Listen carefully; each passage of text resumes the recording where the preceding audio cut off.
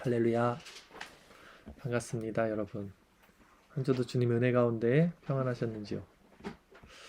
자, 기독교는요, 신비의 종교입니다.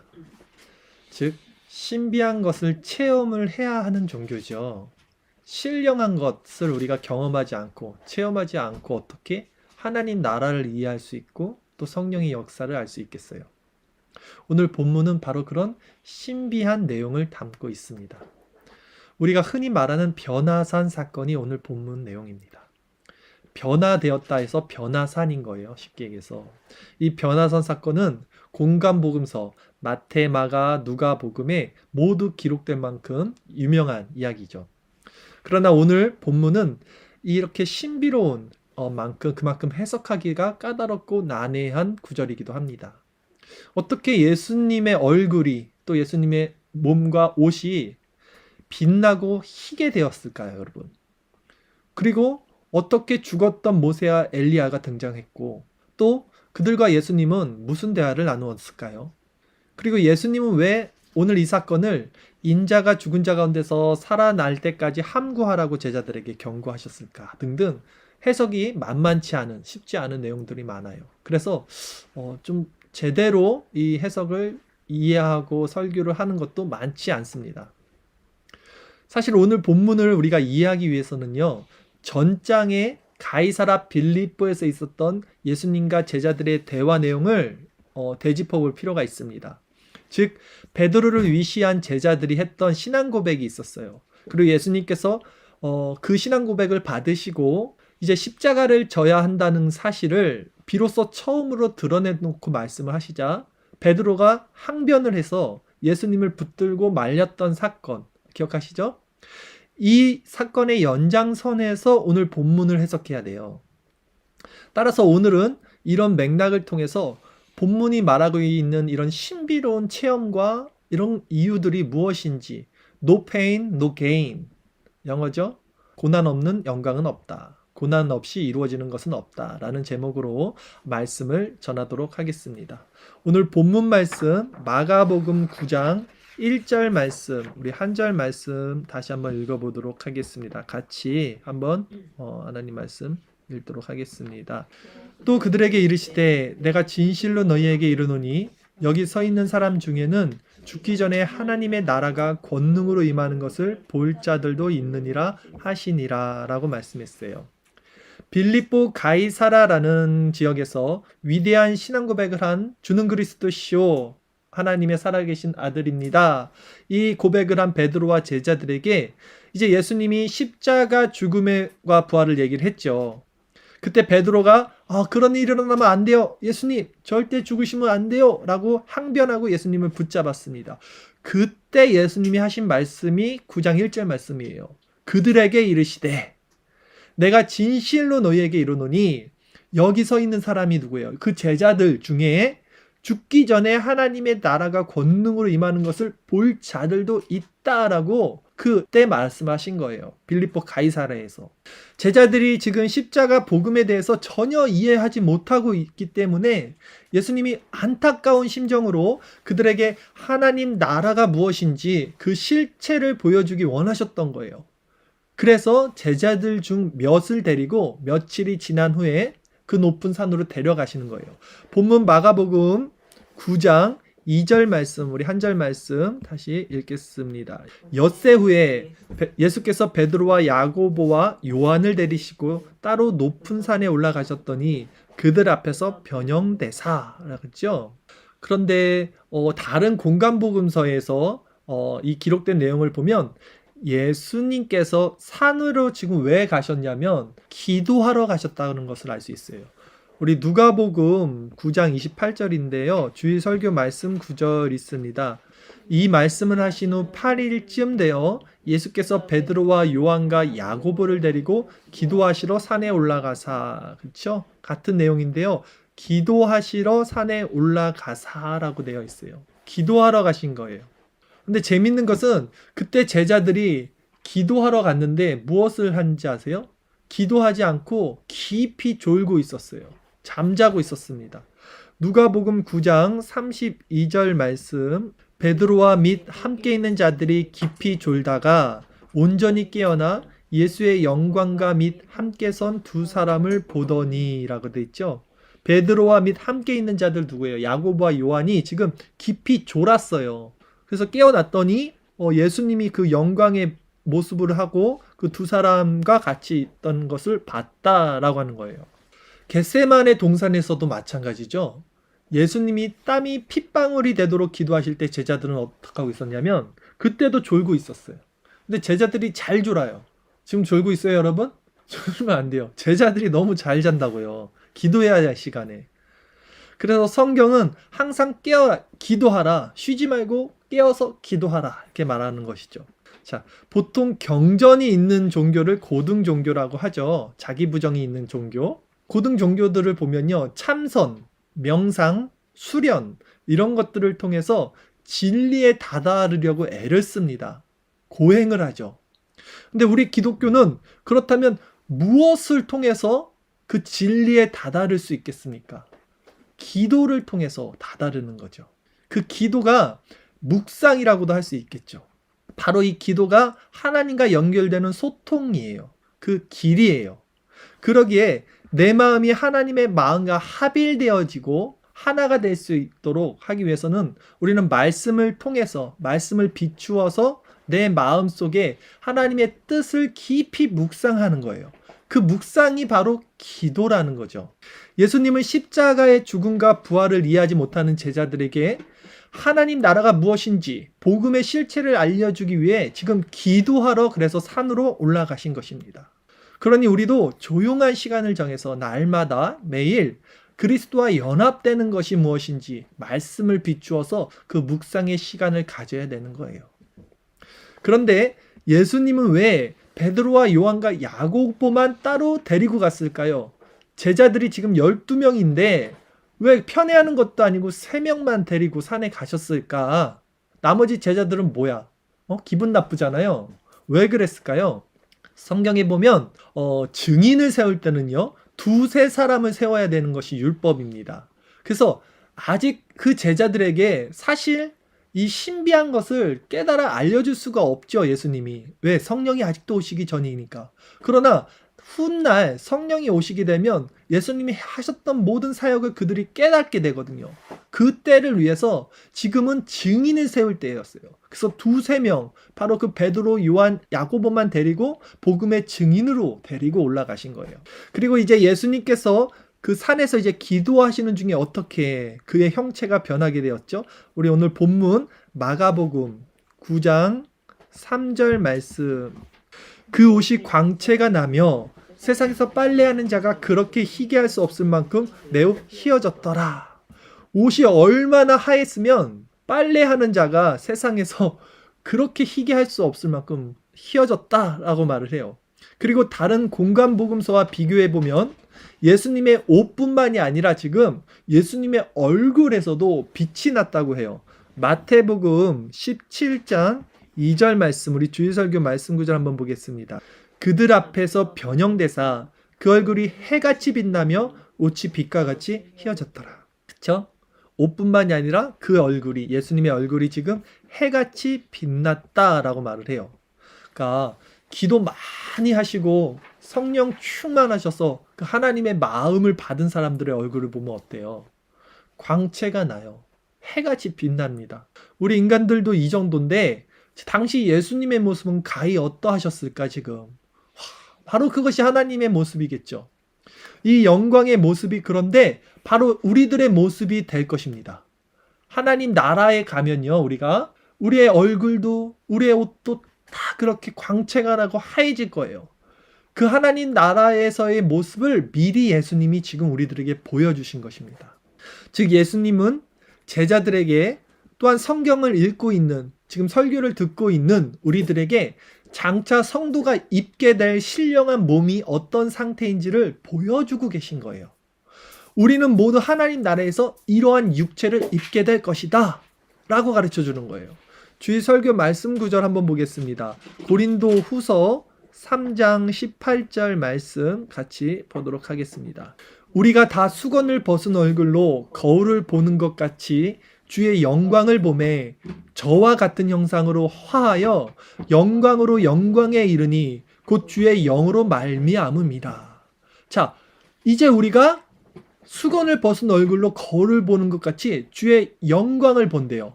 저와 같은 형상, 그리스도와 같은 형상으로 화한대요. 하나 된다는 거예요. 그래서 영광으로 영광에 이르게 된다라고 바울은 고린도서에서 말씀을 하고 있어요. 구약에서도 마찬가지였죠. 모세가 시내산에서 율법을 40일 동안 하나님께 받습니다.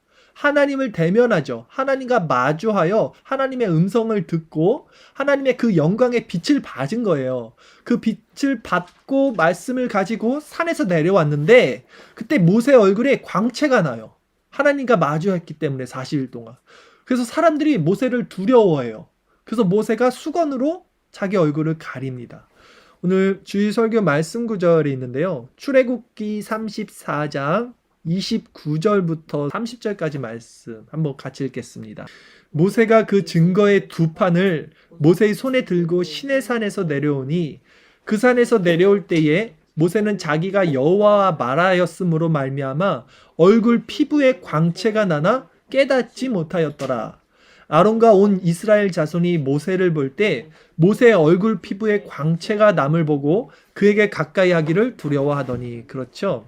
기도 많이 하시면요 얼굴에 광채가 난다고. 그 하나님의 그 영광을 본 사람들은요 이런 모습으로 변화된다는 거예요. 그렇다면 오늘 본문에 나타나고 또한 모세의 얼굴에도 지금 출애굽기를 통해서 우리가 살펴봤죠. 나타난 이 영광의 영광으로 이르게 하는 이 빛의 정체는 뭘까요? 이 빛이 무엇일까?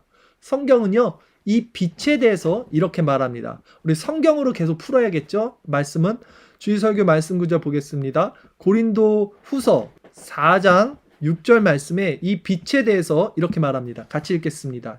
어두운 데에 빛이 빛이라 말씀하셨던 그 하나님께서 예수 그리스도 얼굴에 있는 하나님의 영광을 아는 빛을 우리 마음에 비추셨느니라.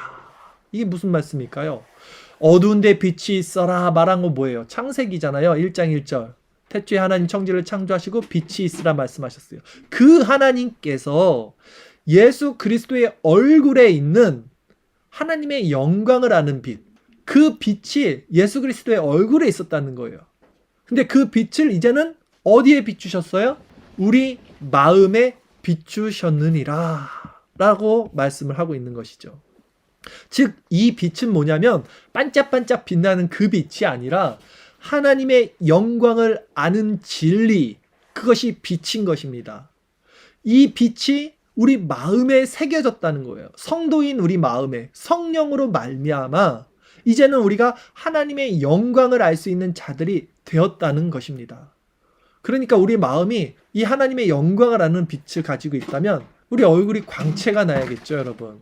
날마다 기쁨과 평안으로 이게 얼굴이 변해야지. 네? 하나님을 묵상할 때 우리가 이렇게 변할 수 있다는 것입니다. 그래서 성경에 보면요. 어떤 왕이 이제 잔치를 열었어요. 근데 그 잔치에 누가 온전하게 참여할 수 있는지 아세요? 예복을 입은 사람들만이 참여할 수 있게 돼요. 이 의복이 예수 그리스도예요. 예수 그리스도라는 예복을 입어야지만 우리가 하나님 나라의 잔치, 즉 천국에 들어갈 수 있다는 거예요. 우리가 그분의 사역을 온전히 이해하고 묵상할 때 예수 그리스도의 얼굴에 있는 하나님의 영광을 아는 빛, 오늘 본문에 예수님의 얼굴과 예수님의 옷이 어떻게 변했어요? 광채가 났듯이 그 예수님의 옷, 그의 흰 옷, 그 예복을 입어야만 우리가 천국 잔치에 들어갈 수 있다는 말이에요. 주일 설교 말씀 구절 마태복음 22장 우리 1절 그리고 4절까지 말씀 한번 읽겠습니다. 임금이 손님들을 보러 들어올새 거기서 예복을 입지 않은 한 사람을 보고 이르되 친구여 어찌하여 예복을 입지 않고 여기 들어왔느냐 하니 그가 아무 말도 못하거늘 임금이 사람들에게 말하되 그 손발을 묶어 바깥 어두운 데에 내던지라. 거기서 슬피 울며 이를 갈게 되리라 하리라. 청함 받은 자는 많되 택함 입은 자는 적으니라. 그렇죠? 그 지금 천국잔치 잔치에서 다 들어왔다고 생각했는데도 예복을 입지 않은 사람들은 쫓겨나서 지옥불에 떨어지는 거예요. 그 예복이 뭡니까? 예수 그리스도의 옷이라는 거예요. 하나님의 영광의 빛이라는 그 예수 그리스도의 얼굴에 비친 빛, 우리 마음에 새겨졌다는 그 빛, 예수 그리스도의 옷을 입어야 된다는 것이죠. 그러니까 예수 그리스도의 얼굴에 있는 이 하나님의 영광을 아는 빛이 우리 마음에 비추지 않는 사람은 어떻게 돼요? 그 예수로 말미암은 옷을 입는다는 것을 이해하지 못하는 사람들은 구원을 받을 수 없다는 거예요. 그렇다면 예수로 말미암은 옷을 입었다는 것이 무엇일까요, 여러분? 이걸 알아야지 구원을 받잖아요, 지금. 이걸 알아야지 그 옷을 입을 거 아닙니까? 천국 갈 때. 이 옷을 입어야만 임금의 잔치에서 쫓겨나지 않는 거잖아요. 그 예수로 옷 입는다는 것은 무엇이냐면 성경을 통해서 한번 살펴볼게요. 그것도 갈라디아서 3장 27절에 나와 있습니다. 누구든지 그리스도와 합하기 위하여 세례를 받은 자는 그리스도로 옷 입었느니라. 나오죠? 그리스도로 옷 입었어요. 누가 옷 입었습니까? 그리스도와 합하기 위하여. 유니온 크라이스트, 예수 그리스도의 연합. 그리스도와 연합하기 위하여 그리스도로 옷 입은 자들. 그런데 중요한 게 있어요. 뭘 받은 자들이라 그래요? 그리스도와 합하기 위하여 세례를 받는 자들이 그리스도로 옷을 입었다 그래요. 세례라는 것은 뭐냐면요, 여러분 죽음을 의미하는 거예요. 즉 여러분의 자아가 죽지 않으면 그리스도로 옷 입지 못하는 거예요. 그 말은 여러분 구원받지 못한다는 것입니다. 여러분이 죽어야만 구원받는 거예요. 여러분의 자아, 여러분이 갖고 있는 자기의, 이것이 전멸해야 된다는 거예요. 자아의 전멸을 통해서 구원받는다라는 말이에요. 여러분, 오늘 변화단 사건, 지금 이것이 왜 일어났어요? 예수님이 십자가에서 죽어야 한다는 말씀을 했어요. 그러니까 그걸 받아들이지 못했어요, 지금 베드로와 제자들이. 그리고 예수님을 붙잡고 항변했다고요. 그래서 예수님이 그 십자가에서 죽는다는 것, 그래서 부활한다는 것, 이것이 무엇인지를 다시 한번 그 제자들에게 시청각을 통해서 만져지고 보여지고 그것을 통해서 교육해 주시기 위해서 일어난 것이 오늘 이 변화산 사건이잖아요. 즉 베드로가 죽기 싫어요. 나는 죽지 않을 거예요. 그러니까 네가 죽어야 영광의 복음을 받게 되는 것이야 라고 예수님이 말씀을 해주시는 거예요. 고난 없는 영광을 받고자 하는 마음은 여러분 누가 주는 마음인지 아세요? 우리 다 영광 받길 원합니다. 그 고난 받기 싫어합니다. 다 천국 가기 좋아합니다. 그러나 십자가 짓는 거 싫어요. 베드로와 마찬가지의 우리 마음입니다. 그러나 그 고난 없는 영광, 그걸 받고자 하는 이 마음은 사탄이 주는 마음이에요. 사탄이. 이것이 십자가 없는 영광만을 구했던, 원했던 베드로에게 예수님이 하신 말씀이었어요. 사탄아, 내 뒤로 물러가라.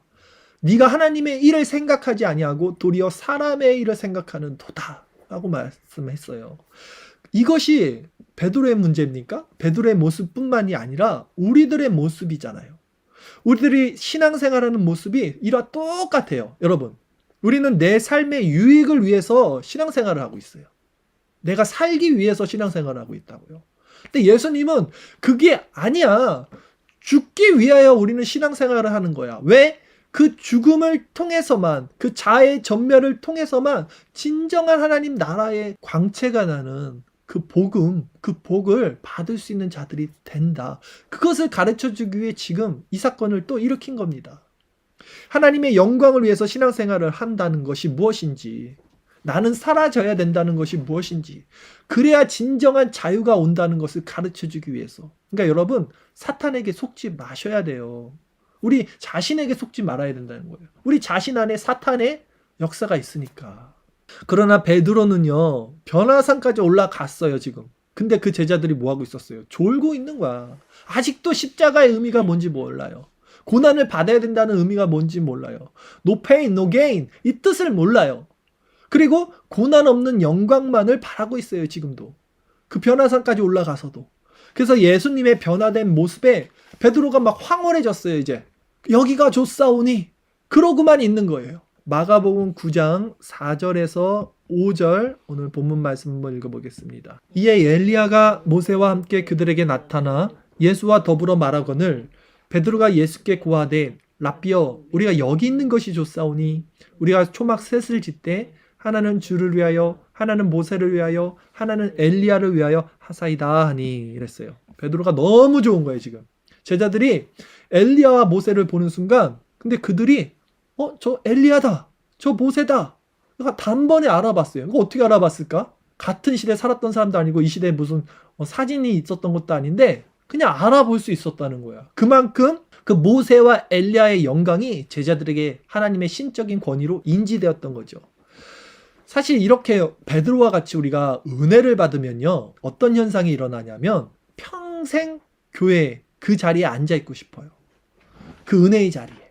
구질구질한 세상에 우리가 지금 살고 있으니까 이게 구질구질한지 모르는데 진짜 그 하나님의 영광의 빛을 경험하고 만약에 맛보면 더 이상 세상에 들어가기가 싫어요. 그래서 세상에 내려가지 않고 그 영광된 하나님의 자리 평생 찬양하고 기도하고 말씀 듣고 그렇게 살고 싶은 마음이 왜 없겠어요. 그런 마음들이 있다고요. 이 은혜를 경험한 사람들은. 그래서 교회가 또 필요한 거잖아요. 교회는 이러한 은혜를 나누는 공동체잖아요. 그러나 우리가 평생 그렇다고 교회 안에만 있을 수는 없잖아요. 세상에도 나가서 살아야 되는 거 아닙니까? 다시 산에서 세상으로 내려가야 되는 거예요. 이 산에만 올라가 지금 있을 수가 없다는 거예요.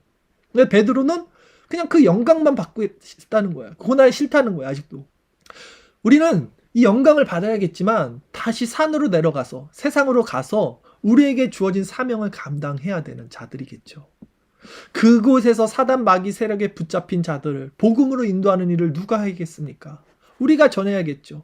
그러다 또 힘이 붙이고 우리에도 낭망이 오고 좌절이 오면 어떻게 해요? 다시 산에 올라가는 거예요. 왜? 기도하러, 즉 묵상하러, 하나님 만나러, 그 영광을 받으러 교회 공동체 안에서 이런 은혜의 생수를 이렇게 한 바가지 들이켜 마시면 힘이 납니다. 또 성령 충만해집니다. 낭망했던 마음에 다시 희망이 샘솟습니다. 그렇게 회복받아서 또 산에 내려가고 또 세상에 살다. 이것이 반복되는 것이 신앙생활인 거예요. 그래서 교회가 필요하고 그래서 이런 말씀이 필요한 거예요. 여러분들에게도.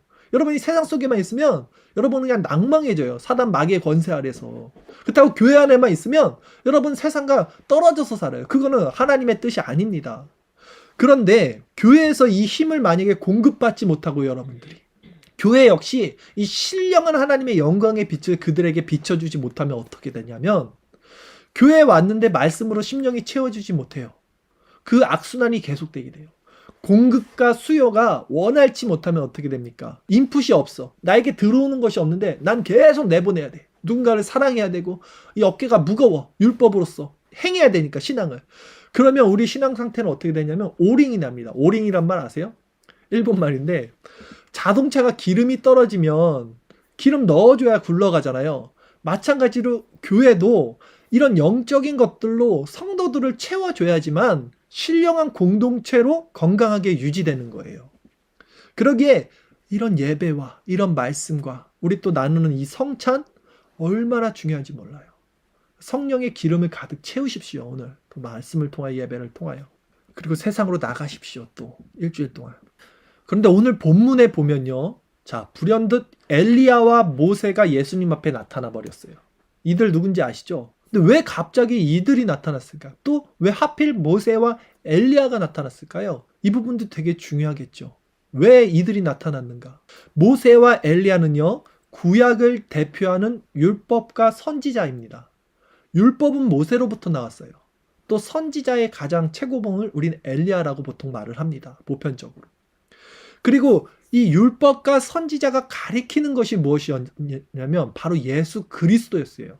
성경을 다시 한번 볼까요? 주일설교 말씀 구절 누가복음 24장 44절 말씀. 또 이르시되 내가 너희와 함께 있을 때에 너희에게 말한 바 곧 모세의 율법과 선지자의 글과 시편의 나를 가리켜 기록된 모든 것이 이루어져야 하리라 한 말을 이것이라. 예수님 말씀하세요. 모세의 율법, 선지자의 글, 이게 구약 성경이잖아요. 시편까지 포함해서. 이것이 나를 가리켜 기록된 것이다 라고 그래요. 예수를 가리키는 것이 바로 모세와 엘리야야. 그래서 모세와 엘리야가 지금 나타난 거예요. 그런데 이 모세와 엘리야의 공통점이 뭔지 아세요, 여러분? 모두 구약을 대표하는 하나님의 큰 사역에 쓰임을 받은 도구였지만 이 둘은요, 사명을 완성하지 못한 사람들이었어요. 그리고 후계자들에게 자신이 사명을 계승한 인물이라는 것이 공통점입니다. 모세는요, 출애굽을 한 이스라엘의 위대한 지도자였지만 가나안 땅에 입성하지 못했어요. 그것이 사역의 완수였는데, 그리고 자신의 후계자인 여호수아에게 그 사역을 인계합니다. 계승해요. 그래서 여호수아가 완수를 하잖아요.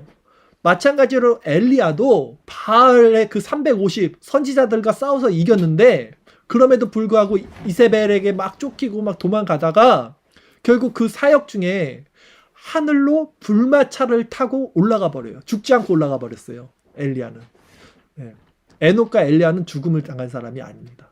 그리고 그 엘리야가 올라가면서 벗은 옷을 누가 받았냐면 그 제자인 엘리사 선지자가 받아요. 근데 엘리사가 더 큰 일들을 행해요. 엘리야가 했던 것보다. 즉 모세의 후계자인 여호수아, 엘리야의 후계자인 엘리사가 그 사역을 이어서 계승받아서 완수를 한다고요.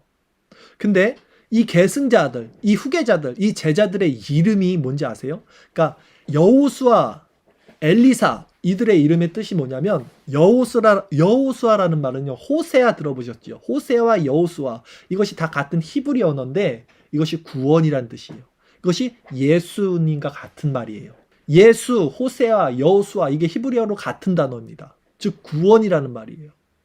엘리사라는 이름의 뜻도 역시 하나님께서 구원하셨다라는 이 구원, 즉 예수님의 이름을 가르치고 있다는 거예요. 지금 즉 본문에 모세와 엘리야가 나타난 것은 이들이 구약의 율법과 선지자를 대표하는 사람이었을 뿐 아니라 또한 그들 사역의 완성이 바로 그 후계자들로 이어졌는데, 그 후계자들이 가르치는 것이 바로 예수 그리스도다라는 것을 말씀하고 있는 거예요.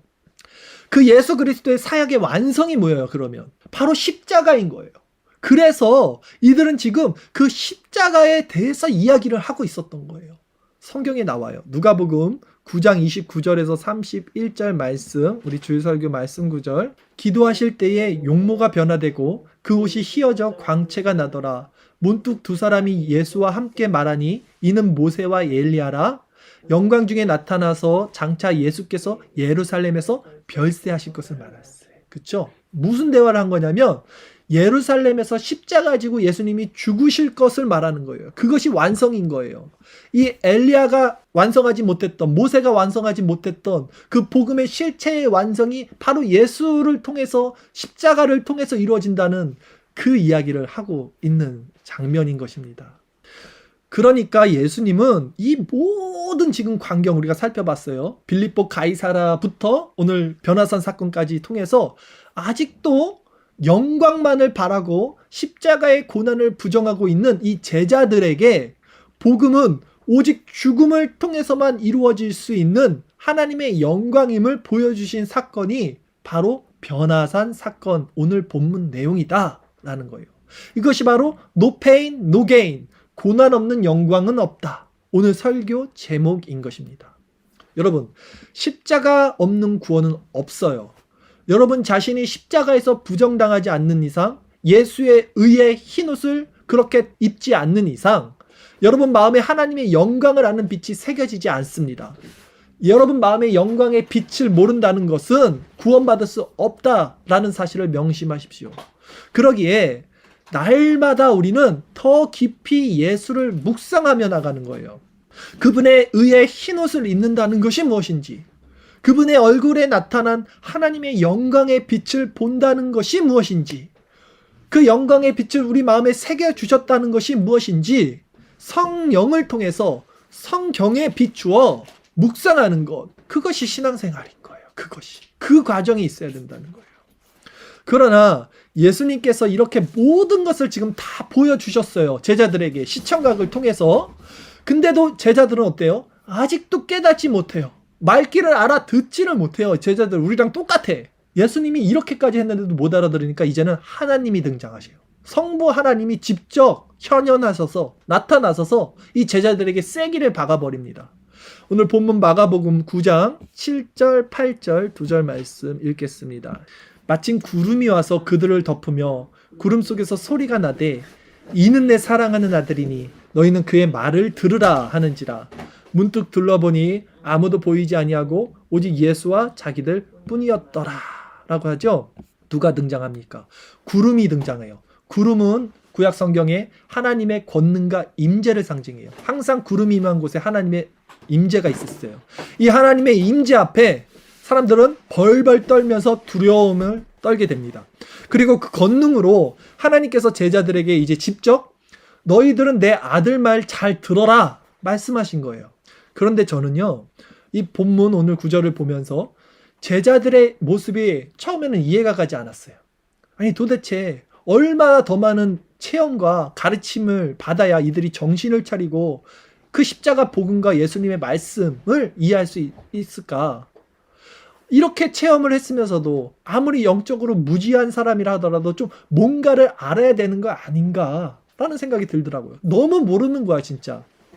그런데 생각해 보니까 우리는 지금 이 모든 사실을 성경을 통해 또 성령을 통해서 알죠. 이해를 할 수 있어요. 그러나 제자들 시점에서는, 그러니까 우리는 제자들이 어리석게 보이겠지만 이 제자들 입장에서는 아직도 이것이 뭔지, 왜 하나님의 아들이 십자가에서 죽어야 되는지를 이해할 수 없는 거죠. 아직 성령이 오시기도 전이고 이것이 다 일어난 사건이 아니니까. 역지사지라 그러잖아요. 입장 바꿔서 생각해보면 우리는 베드로보다 더 했으면 더 했지 덜하지 않았을 것이다 이런 생각이 들더라고요. 그래서 산에서 내려오면서 이 제자들이 아직도 이 정신 못 차리는 소리를 합니다. 뭐라고 했는지 보겠습니다. 마가복음 9장 9절 오늘 본문에서 13절까지 말씀입니다. 그들이 산에서 내려올 때에 예수께서 경고하시되 인자가 죽은 자 가운데서 살아날 때까지는 본 것을 아무에게도 이르지 말라 하시니 그들이 이 말씀을 마음에 두며 서로 문의하되 죽은 자 가운데서 살아나는 것이 무엇일까 하고 이에 예수께 묻자와 이르되 어찌하여 서기관들이 엘리야가 먼저 와야 하나이까 이르시되 엘리야가 과연 먼저 와서 모든 것을 회복하거니와 어찌 인자에 대하여 기록하기를 많은 고난을 받고 멸시를 당하리라 하였느니냐. 그러나 내가 너희에게 이르노니 엘리야가 왔을 때 기록된 바와 같이 사람들이 함부로 대우하였느니라 하시니라 하고 오늘 본문이 이렇게 마무리가 됐죠. 자, 자기들끼리 내려오면서 산에서 이렇게 말하는 거예요. 야, 죽은 자 가운데서 살아난다는 것이 도대체 무슨 말이냐? 야고보야? 야, 베드로야, 너 그거 무슨 말인지 이해가 가니? 지금 이러고 있는 거예요. 산에서 내려오면서. 그러면서 제자들이 물어보는 거예요. 예수님, 그 서기관들이 말하는 거요. 그 엘리야가 먼저 와야 된다는 거, 그게 무슨 말입니까? 라고 말하는 거예요. 왜 말했냐면 엘리야를 봤잖아요. 지금 엘리야와 모세가 변화산 위에 있었잖아. 그러니까 물어보는 거예요. 그 엘리야가 그 엘리야입니까? 그거 지금 뭐 어떤 상황입니까? 물어보고 있는 거예요. 제가 서두에 오늘 본문을 이해하기 위해서는요, 오늘 전장인 빌립보 가이사라 사건을 토대로 봐야 된다고 말씀을 드렸죠. 예수님이 사람들이 나를 누구라 하느냐? 이 질문했던 게 빌립보 가이사라 사건의 서두입니다. 그때 제자들이 뭐라 그랬냐면 더러는 엘리야, 더러는 선지자 중 하나, 또 더러는 세례 요한 이렇게 말합니다 라고 예수님께 말해요. 자, 그리고 오늘 본문에 나오는 이들이 바로 그래서 엘리야가 나오죠. 그리고 나 같은 선지자 중 하나를 세운다. 그 선지자 중에 하나입니다. 이 말을 했던 사람이 모세였어요. 사도행전 3장 22절 말씀까지 한번 볼게요. 그래서 말씀을 짚고 넘어가겠습니다. 모세가 말하되 주 하나님이 너희를 위하여 너희 형제 가운데 나 같은 선지자 하나를 세울 것이니 너희가 무엇이든지 그 모든 말씀을 들을 것이라 했죠. 이 모세가 말한 나 같은 선지자, 이게 그 빌립보 가이사랴에서 사람들이 말하는 그 선지자 중에 하나, 그 모세를 말하는 거예요. 그러니까 엘리야를 말하고 모세를 말하고 그런 선지자라고 사람들이 예수님을 말합니다 라고 말하는 거예요. 그리고 한 분 더 남았잖아요. 더러는 세례 요한이라고 합니다 그랬어요. 그 세례 요한이 누굽니까? 바로 엘리야의 사명으로 온 분이 세례 요한이었어요. 말라기서에서 말한 엘리야의 그 사명을 갖고 온 사람이 세례 요한이다 라고 예수님이 본문을 통해서 말을 한 거예요. 그리고 그 세례 요한이 이 땅에서 한 일이 무엇이었어요, 여러분? 예수님의 길을 예비했잖아요.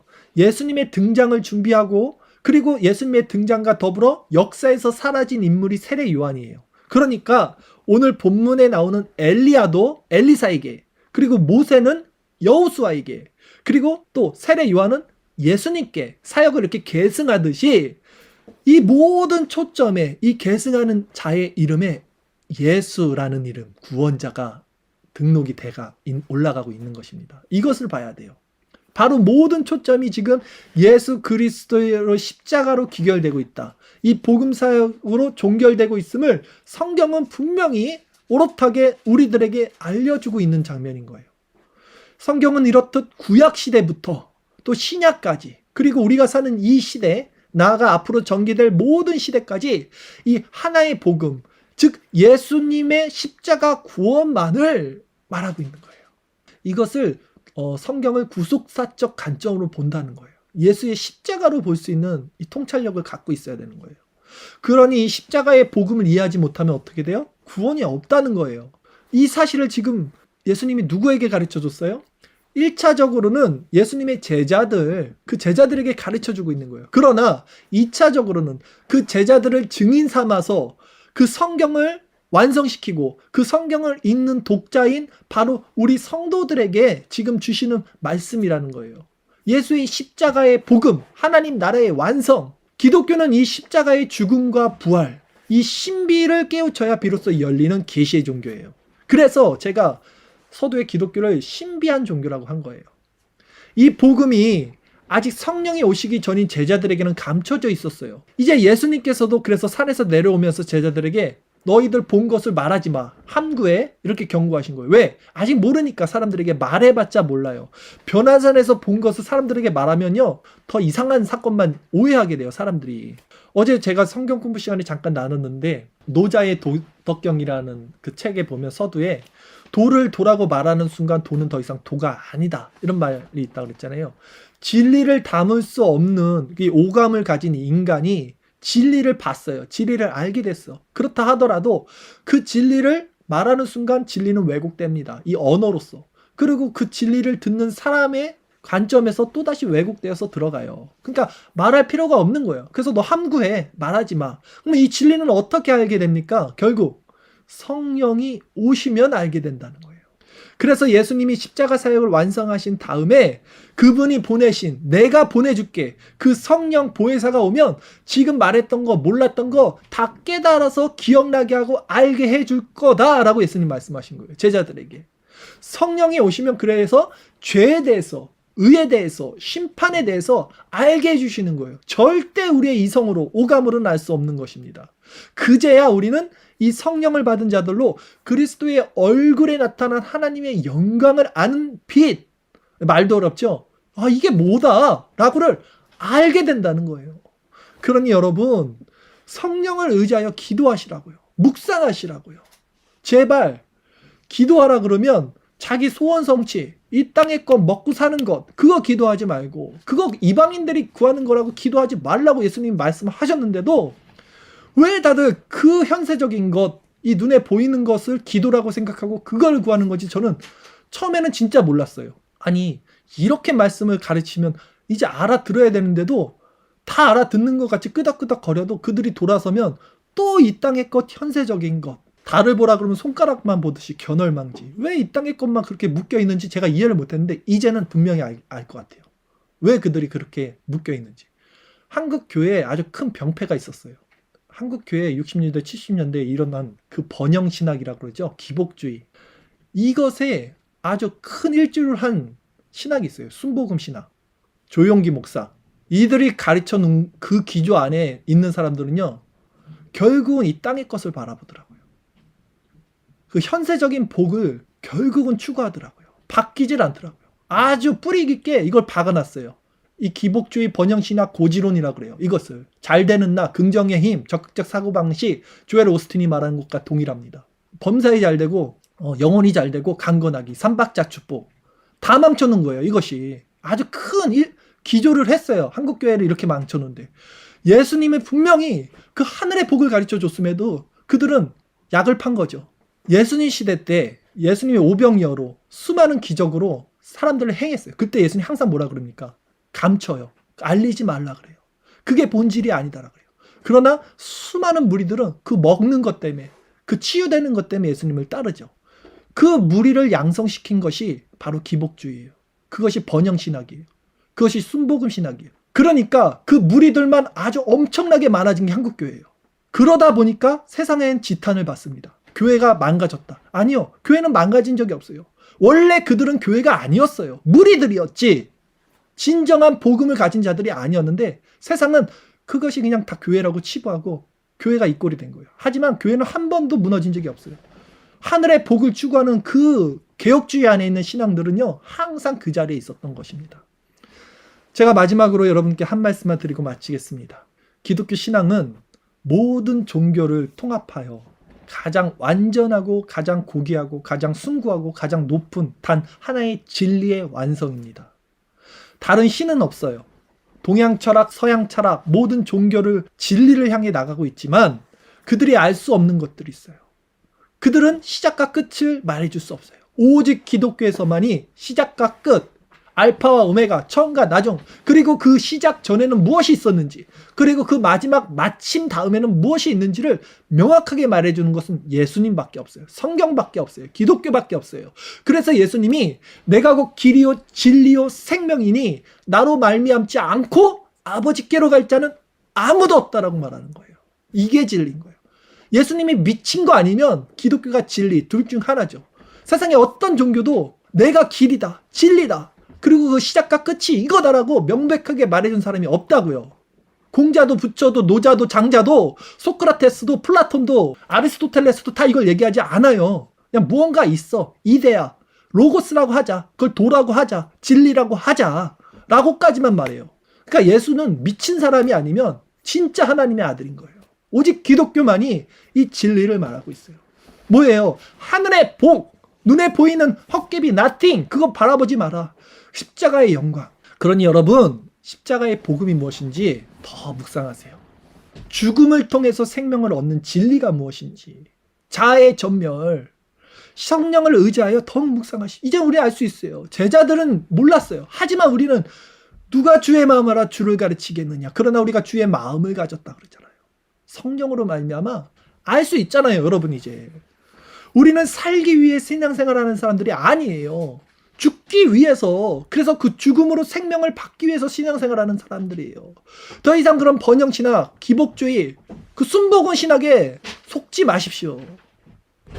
장차 우리에게 임할 그 영광된 모습, 그 찬란한 하나님 나라의 빛과 같은 희고 하얘지는 그 모습, 그 영광으로 살아가는 저와 여러분들 되시기를 바라겠습니다. 기도하겠습니다.